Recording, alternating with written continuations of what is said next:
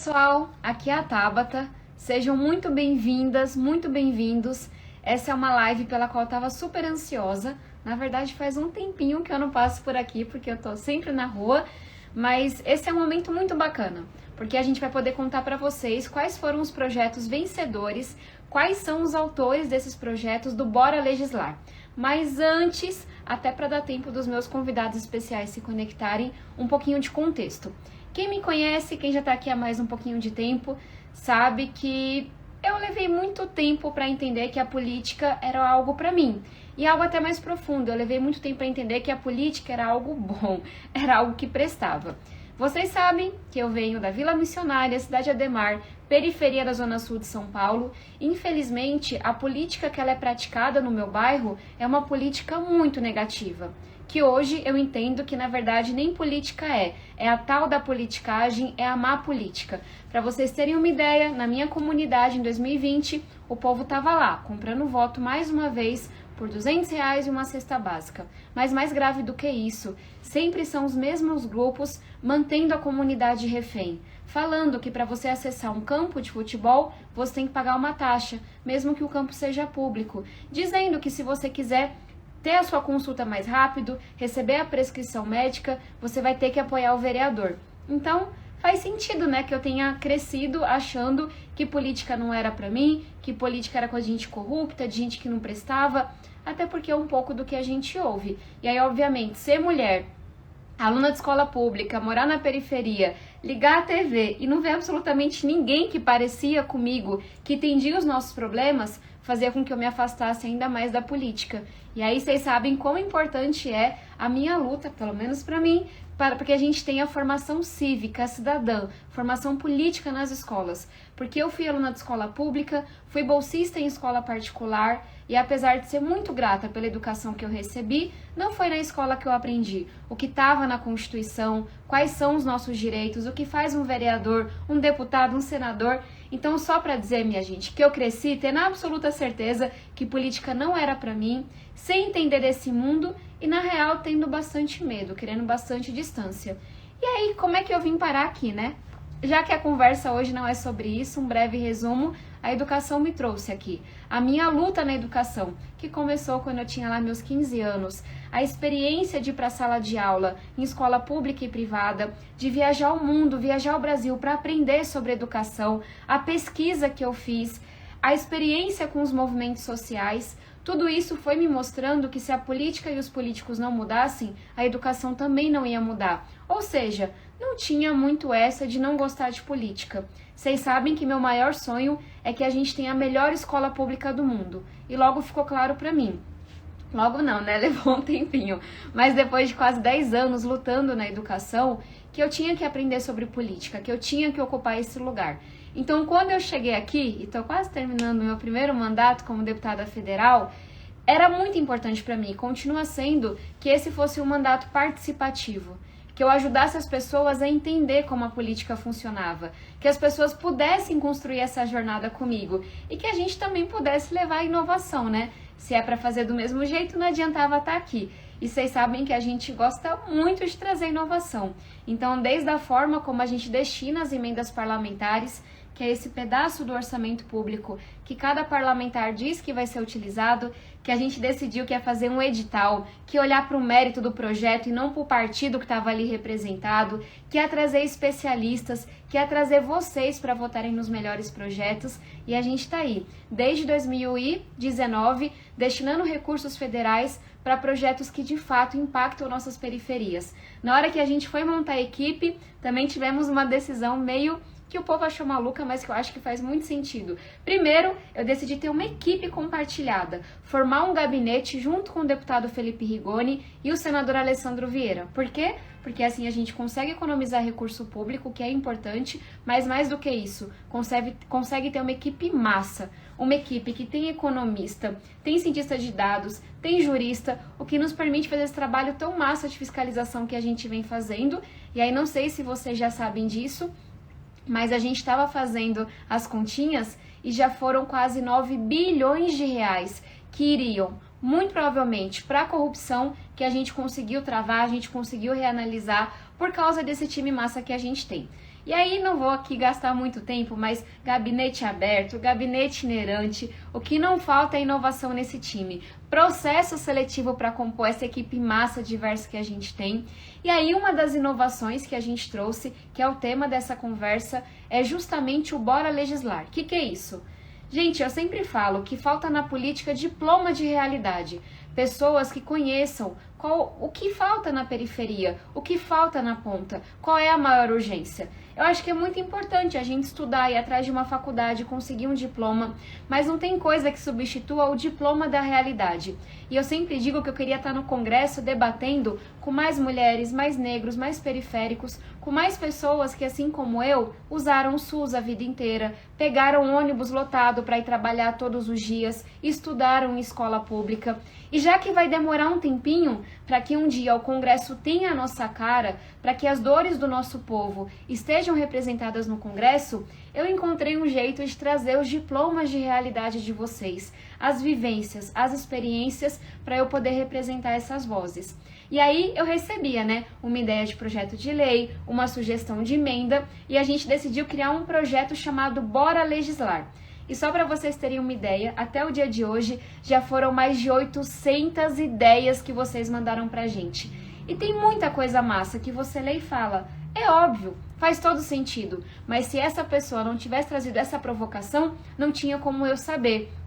E é esse diploma de realidade que me faz questionar o fato da Sabesp estar cortando água na periferia todas as noites, que me fez questionar a falta de absorvente nas escolas públicas, que fazia com que as meninas perdessem aula, que nos fez questionar a falta de conectividade nas escolas, nas casas das periferias. Então o meu convite, que eu já deixo aberto, é para que vocês que estão assistindo essa live possam participar das próximas edições do Bora Legislar e possam enviar as ideias de vocês, porque esse diploma de realidade, essa vivência, fazem muita falta na política. E aí, só para quem ainda não entendeu como é que funciona, é super simples.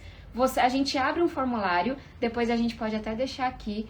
Vocês mandam as ideias de vocês, não tem que se preocupar de escrever do jeito certo, de olhar a Constituição, esse é o nosso trabalho. A gente olha para as ideias que chegam, consulta os especialistas e as melhores ideias vão para a votação popular. Foi isso que aconteceu, foram centenas de votos e a gente trouxe aqui os projetos que foram vencedores e os autores para contarem pra gente qual é o projeto, de onde veio essa ideia. E aí, para deixar claro, tem o meu compromisso, e vocês sabem que eu sou boa, de batalhar, de encher o saco do povo, de aprovar esses projetos, de que a gente vai, de fato, dar uma concretude a essa ideia. Uma das ideias virou um projeto de lei, a outra ideia virou uma audiência pública para que a gente possa fiscalizar a implementação de uma lei que já existe.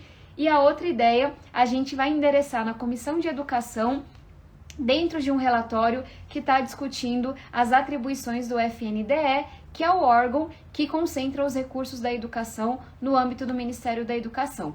Então, não quero dar spoiler, quem vai falar para vocês as ideias são os nossos convidados, e eu vou começar convidando, deixa eu só ver o arroba do Gustavo, é Gutec Engenharia.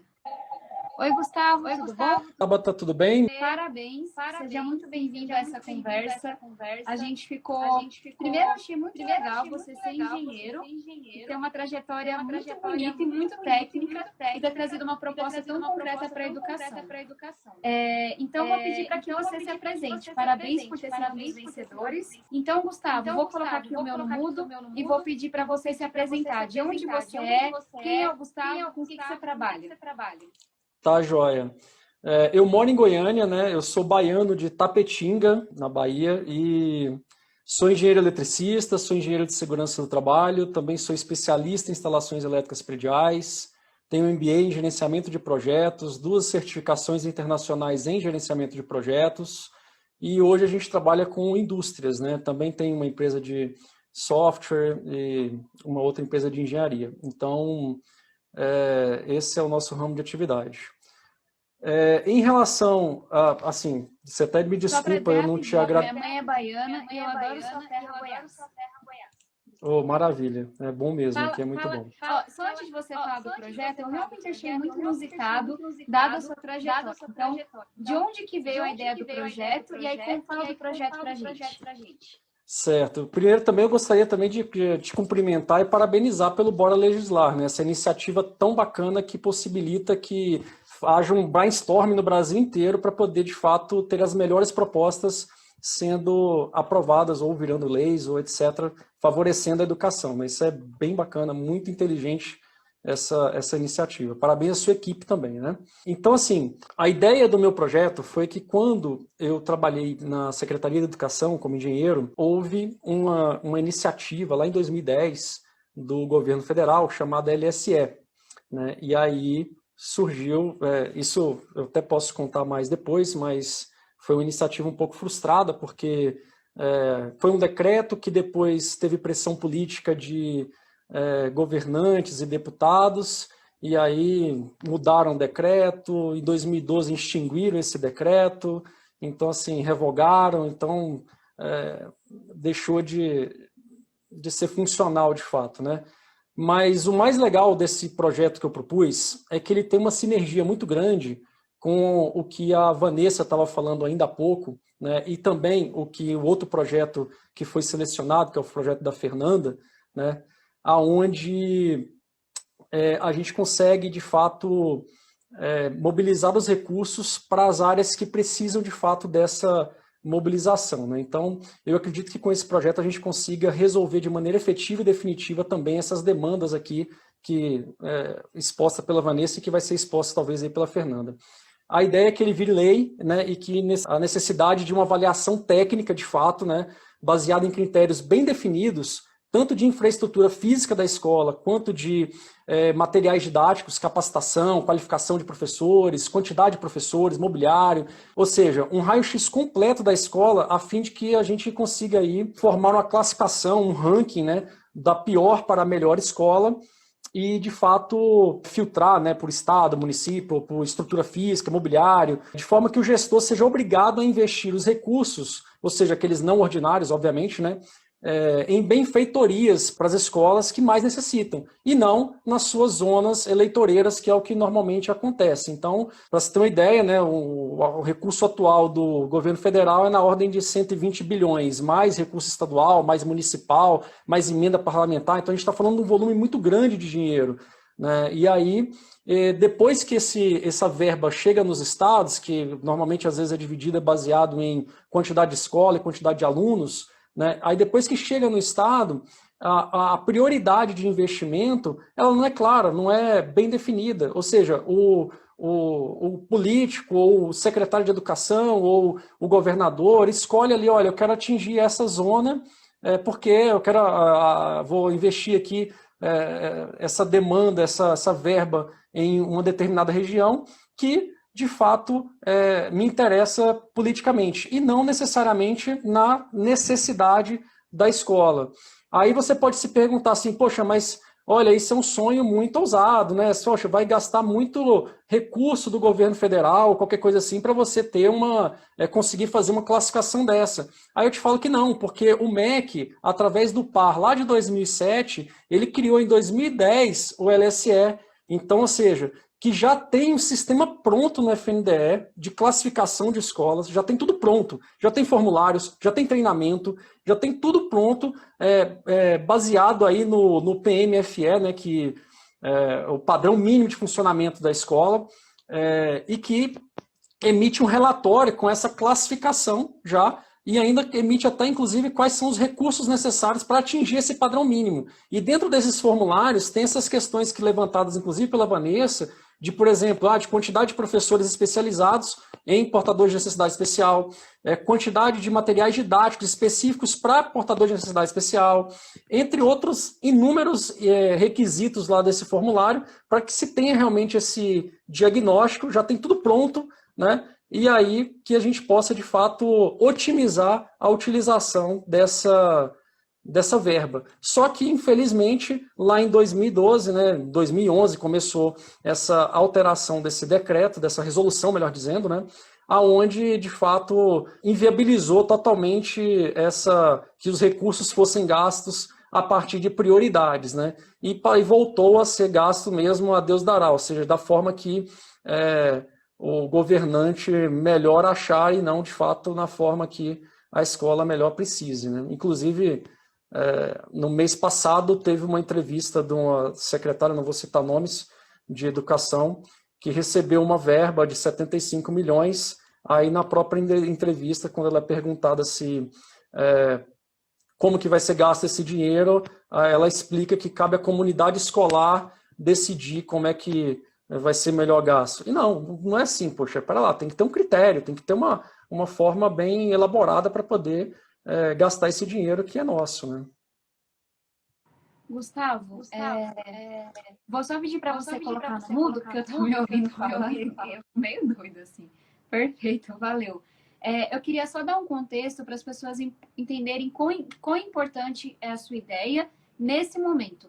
Pessoal, o que o Gustavo está falando para a gente? Olha, não sei se vocês sabem o que é o FNDE, mas é o FNDE que concentra o recurso federal, os recursos nacionais para a educação. Nós temos o MEC, que tem seu recurso, que dá as diretrizes, mas é o FNDE que vai se responsabilizar pelos grandes programas de uma construção de escola, de uma reforma, de um transporte escolar, de uma alimentação. Então, assim, o grosso do dinheiro da educação a nível federal está nesse órgão chamado FNDE. O que o Gustavo está trazendo para a gente? Tem que ter critério.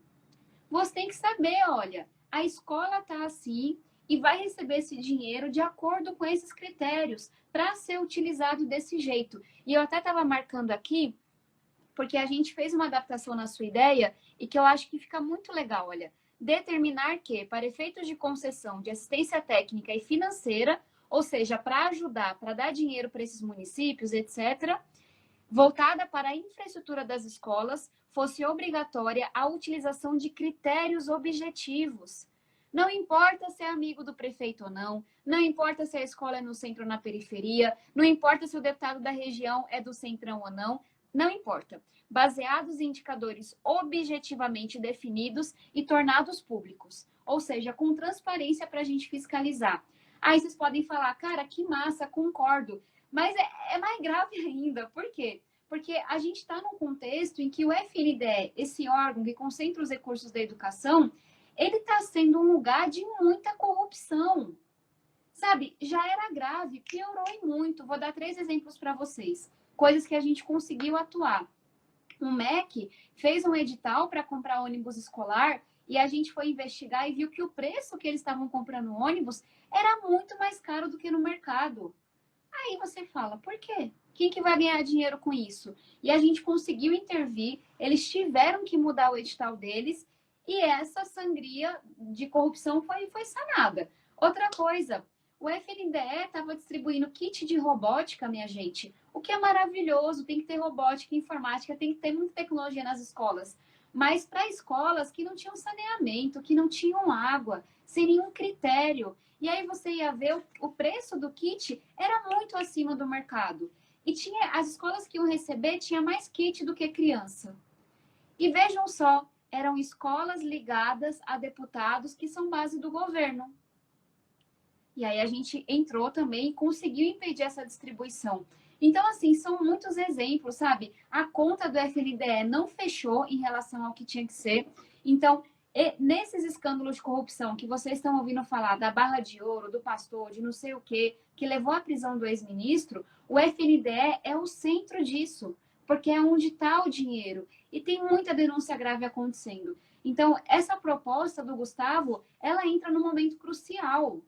Porque a gente vai resolver o problema da corrupção no Brasil, minha gente, é com transparência, é com dado, é colocando um critério objetivo. E aí a gente está tão alinhado nesse entendimento de que se a gente quer acabar com a corrupção na educação, a gente tem que olhar para o FNDE, que na hora que a gente viu a proposta do Gustavo, a gente se lembrou de um projeto que o professor Israel, que é o presidente da nossa bancada da educação, e eu participei dessa construção junto com ele, ele apresentou que reformula todo o FNDE, reformula as regras, reformula como funciona. E aí, como esse projeto já está caminhando, então vai ser mais rápido, qual foi a proposta que a gente levou para o Gustavo? A gente vai pegar a ideia dele, vai transformar numa emenda, numa sugestão de texto, para já entrar nesse projeto maior que olha para todo o FNDE.